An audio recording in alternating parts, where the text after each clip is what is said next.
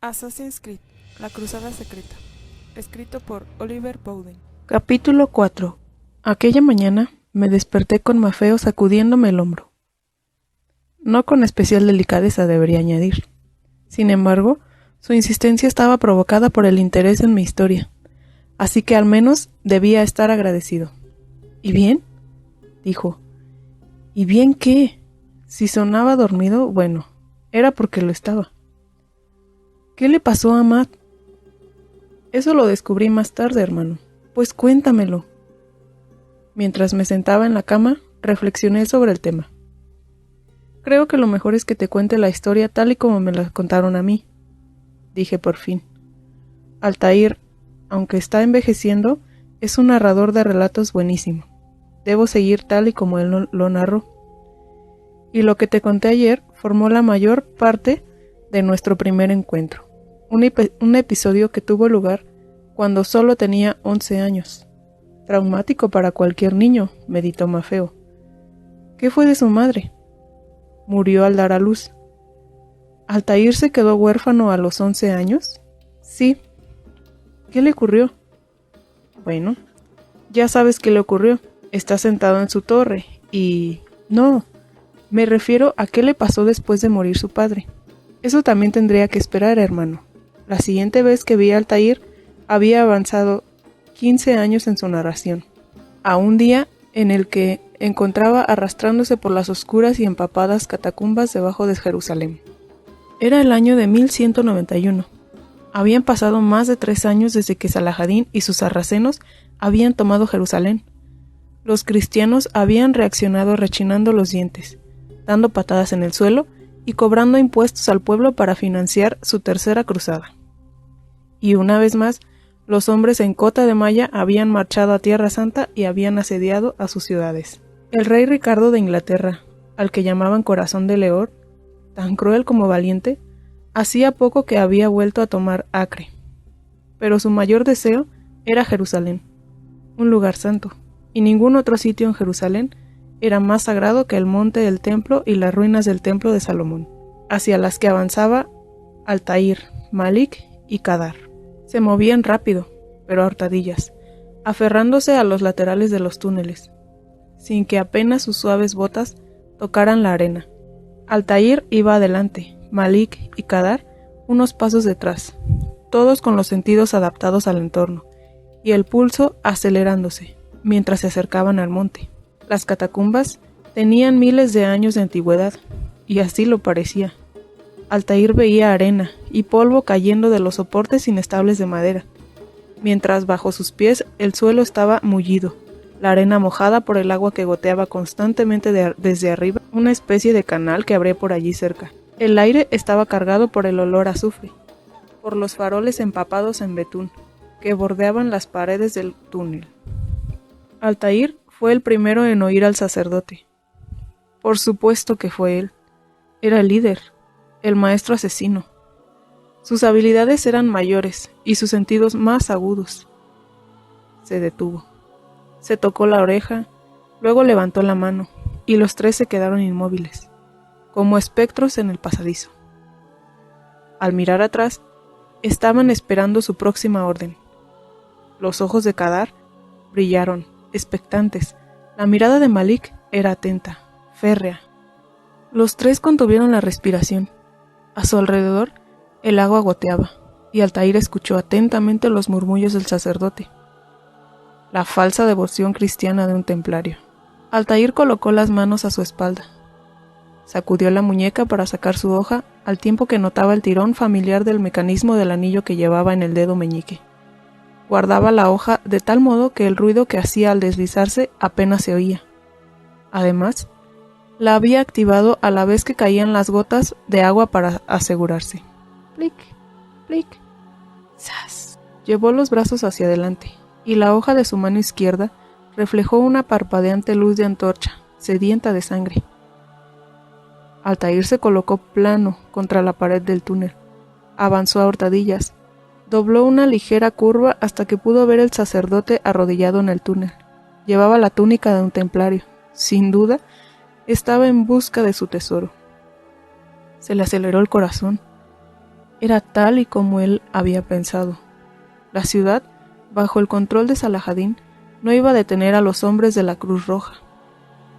Ellos también tenían asuntos en el monte. ¿Qué asuntos? Altair tenía la intención de averiguarlo, pero primero tendría que encargarse del sacerdote. Muy agachado, se colocó detrás del hombre arrodillado que estaba rezando e ignoraba la proximidad de su muerte. Altair puso el peso en el pie que tenía delante, flexionó un poco la rodilla, alzó la hoja y echó la mano hacia atrás, preparado para golpear. ¡Espera!, dijo Malik entre dientes detrás de él. Tiene que haber otra manera. No hace falta que éste muera. Altair le ignoró. Con un movimiento fluido, agarró el hombro del sacerdote con la mano derecha y con la izquierda le clavó la punta de la hoja en la nuca, cortándole entre el cráneo y la primer vértebra de la columna. El sacerdote no tuvo tiempo de gritar. La muerte fue casi instantánea. Casi. El cuerpo se agitó y se tensó, pero Altair lo sostuvo firmemente mientras notaba con un dedo en la arteria carótida cómo su vida se consumía. Poco a poco, el cuerpo se relajó y Altair dejó que se encogiera en silencio, en el suelo donde estaba, con un charco de sangre que se extendía y manchaba la arena. Había sido rápido, no se había oído, pero cuando Altair retiró la hoja, vio cómo le miraba a Malik y la acusación que reflejaba sus ojos. Hizo lo que pudo para reprimir una expresión desdeñosa ante la debilidad de Malik. El hermano de Malik, Kadar, en cambio, miraba el cadáver del sacerdote con una mezcla de asombro y sobrecogimiento. «Excelente forma de matar», dijo entre jadeos. «La fortuna favorece tu hoja». «La fortuna no», dijo Altair. «La destreza. Quédate observando un rato más, y puede que aprendas algo». Cuando lo dijo, examinó a Malik detenidamente, al ver los ojos del asesino brillando por el enfado, los celos y, sin duda, por el respeto que Kadar le tenía a Altair. En efecto, Malik se volvió hacia su hermano. «Sí, te enseñará cómo ignorar todo lo que nos enseñó el maestro». Altair le miró con desdén y una vez más. «¿Y cómo lo habrías hecho tú? No habría traído la atención sobre nosotros. No le habría quitado la vida a un inocente». Altair suspiró. «No importa cómo terminemos nuestra tarea, tan solo que la hagamos». «Pero ese no es el modo», empezó a decir Malik. Altair le miró fijamente. «Mi manera de actuar es mejor». Por un momento ambos se fulminaron con la mirada. Incluso en aquel túnel frío, húmedo y empapado, Altair podía ver en los ojos de Malik la insolencia, el resentimiento. Sabía que tendría que tener cuidado con eso. Por lo visto, Malik era un enemigo a la espera. Pero si tenía planes de suplantar a Altair, era evidente que Malik había decidido que ahora no era el momento adecuado para plantarse. «Reconoceré el terreno más adelante», dijo. «Trata de no deshonrarnos más.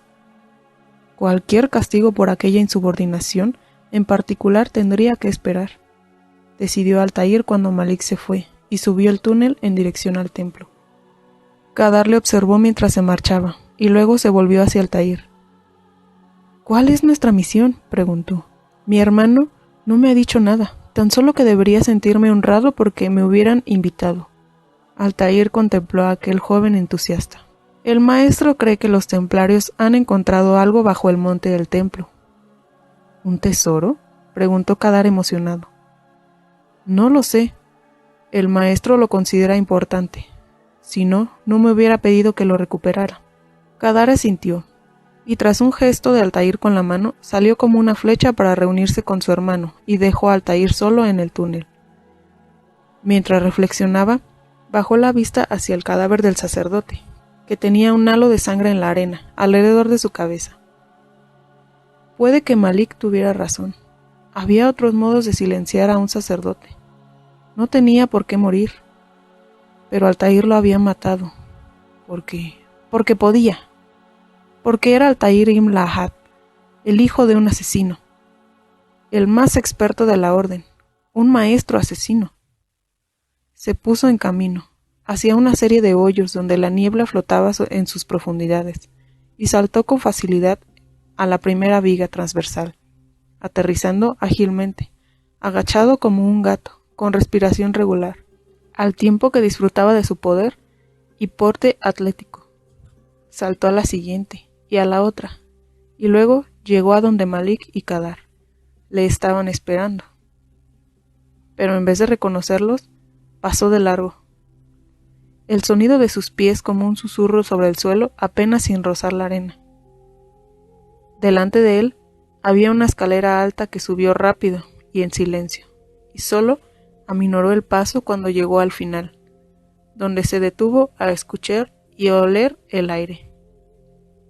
A continuación, muy despacio, alzó la cabeza para ver una cámara elevada. Y allí, tal y como él esperaba, había un guardia de espaldas a él, vestido con el traje de templario, una chaqueta acolchada de gambesón, unas mallas, cota de malla y la espada en la cadera. Altair, callado e inmóvil, le estudió durante unos instantes. Tomó nota de su postura, de la inclinación de sus hombros. Bien, estaba cansado y distraído. Silenciarlo sería fácil. Despacio, Altair se levantó del suelo donde había estado agachado. Estabilizó su respiración y observó al templario con detenimiento, antes de acercársele por la espalda, enderezarse y alzar las manos. La izquierda, una garra, y la derecha, preparada para sujetársele y acallar al guardia. Entonces, golpeó y sacudió la muñeca para sacar la hoja que saltó hacia adelante en el mismo instante en el que él embistió contra la columna vertebral del guardia y extendió la mano derecha para contener el grito del hombre. Durante un segundo, permanecieron en un macabro abrazo y Altair notó bajo su mano el cosquilleo del último grito amortiguado de su víctima. Entonces el guardia se contrajo. Altair lo llevó hasta el suelo con cuidado y se inclinó para cerrarle los ojos. Le habrían castigado por su fallo en el puesto de vigía, pensó tristemente mientras se levantaba para apartarse del cadáver, unirse a Malik y Kadar, y pasaban bajo el arco que habían vigilado tan mal. Una vez al otro lado, se encontraron en el nivel superior de una cámara inmensa. Por un instante, Altair se quedó asimilándola, y de pronto se sintió intimidado. Era la ruina del legendario templo de Salomón, que decían que había sido construido en el año 960 a.C. por el rey Salomón. Si Altair estaba en lo cierto, ahora estaba contemplando la casa mayor del templo, su lugar sagrado. Los primeros escritos hablaban del lugar sagrado, cuyas paredes estaban cubiertas de cedro, de querubines tallados, palmeras y flores abiertas, estampadas en relieve con oro, pero el templo ahora era una sombra de lo que había sido. No obstante, incluso despojado de su dorado, seguía siendo un sitio de reverencia, y a su pesar, Altair se maravilló al verlo. Detrás de él, sus dos compañeros estaban incluso más intimidados. Allí, esa debe ser el arca, dijo Malik, señalando a través de la sala. El arca de la alianza, dijo Kadar, entrecortadamente al verla también. Altair se había recuperado y se asomó para ver a los dos hombres como un par de estúpidos comerciantes encandilados al ver las resplandecientes baratijas. El arca de la alianza. No seáis tontos, les reprendió. No existe tal cosa, es solo una leyenda. Pero al mirar, estuvo un poco menos seguro. Sin duda, la caja tenía todas las propiedades de la fabulosa arca. Era como los profetas siempre la habían descrito, chapada completamente en oro, con una tapa dorada adornada, con querubines y unos círculos para introducir los palos que se utilizarían para transportarla. Y Altair advirtió que tenía algo, una especie de aura. Apartó la vista de ella. Asuntos más importantes necesitaban su atención, concretamente los dos hombres que acababan de entrar en el nivel inferior, con las botas crujiendo sobre lo que una vez había sido un suelo de abeto, pero ahora tan solo era piedra. Allí se hallaban los templarios y su líder ya estaba dando órdenes. La quiero al otro lado de la puerta antes del amanecer, les dijo refiriéndose sin duda alguna al arca. Cuanto antes la tengamos, antes podremos centrar nuestra atención en esos chacales de Masyaf. Hablaba con un acento francés, y al acercarse a la luz vieron su capa distintiva, la de un gran maestro templario. Robert de Sablé, dijo Altair. Su vida es mía. Malik se volvió contra él enfadado. No, nos han pedido que recuperemos el tesoro y nos encarguemos de Robert de Sablé solo si es necesario. Altair, harto del desafío constante de Malik, se volvió hacia él. Se interpone entre el arca y nosotros, dijo entre dientes, encolerizado. Diría que es necesario. Discreción, Altair, le rogó Malik. Querrás decir cobardía. Ese hombre es nuestro mayor enemigo, y ahora tenemos la gran oportunidad de deshacernos de él. Aún así, Malik alegó. Ya has roto 2 principios de nuestro credo. Ahora romperás el tercero. No comprometas a la hermandad. Altair al final soltó. Soy superior a ti, tanto por mi título como por mi capacidad. Deberías pensártelo antes de cuestionarme. Y al decir aquello, se dio la vuelta, bajó rápidamente por la primera escalera hasta un balcón inferior y luego llegó al suelo, donde caminó con seguridad hacia un grupo de caballeros. Lo vieron acercarse, y se volvieron hacia él con las manos en la empuñadura de sus espadas, y la mandíbula tensa. Altair sabía que estaban observándolo, observando al asesino, mientras se deslizaba por el suelo hacia ellos, con el rostro oculto por la capucha y la túnica, y el fajín cayendo a su alrededor, la espada en la cadera y las empuñaduras de sus espadas cortas asomando por el hombro derecho. Sabía el miedo que estarían sintiendo. Y él, a su vez, los observaba a ellos, evaluando mentalmente a cada hombre. ¿Cuál de ellos era un espadachín diestro? ¿Cuál lucharía con la izquierda? ¿Quién sería el más veloz y quién el más fuerte? Al tiempo que prestaba especial atención al líder. Robert de Sablé era el más grande, el más poderoso. Llevaba la cabeza rapada. En su cara estaban grabados los años de experiencia, cada uno de los que habían contribuido a su leyenda. La del caballero tan famoso por su habilidad con la espada, como por su crueldad y falta de misericordia. Altair sabía muy bien que, de los presentes, ese era el más peligroso. Tendría que neutralizarlo primero. Oyó que Malik y Kadar bajaban las escaleras y miró atrás para verlos seguir su ejemplo. Kadar tragó nervioso y los ojos de Malik reflejaron su desaprobación. La tensión de los templarios aumentó al ver a 2 asesinos más. Crecía el número. 4 de ellos rodearon a de Sablé, alertas, y el ambiente se cargó de miedo y suspenso. Esperad, templarios, dijo Altair cuando estuvo lo bastante cerca de los 5 caballeros. Se dirigió a de Sablé, que tenía una fina sonrisa en los labios y las manos colgando a los costados. A diferencia de sus compañeros, estaba preparado para el combate, pero relajado, como si la presencia de 3 asesinos no le importara demasiado. Altair le haría pagar por su arrogancia. No sois los únicos que tenéis asuntos aquí, añadió. Los 2 hombres se evaluaron. Altair movió su mano derecha, como si estuviera dispuesto a agarrar la empuñadura de la espada en su cinturón. Quería mantener la atención de Sablé allí, cuando en realidad la muerte le llegaría con un corte limpio de la izquierda. Sí, decidió, haría un amago con la derecha, pero atacaría con la izquierda. Despacharía a Robert de Sablé con la hoja, y sus hombres huirían, lo que permitiría a los asesinos recuperar el tesoro. Todos hablarían de la gran victoria de Altair al luchar contra el gran maestro templario. Malik, ese cobarde, tendría que callarse. Su hermano quedaría maravillado de nuevo, y al regresar a Masyaf, los miembros de la orden venerarían a Altair. Al-Mualim le honraría personalmente, y el camino de Altair hacia el puesto del maestro estaría asegurado. Altair miró a los ojos de su oponente. Imperceptiblemente dobló la mano izquierda para comprobar la tensión del mecanismo de la hoja. Estaba preparado. ¿Y qué es lo que queréis?, preguntó de Sablé con aquella misma sonrisa despreocupada. Sangre, se limitó a responder a Altair y atacó.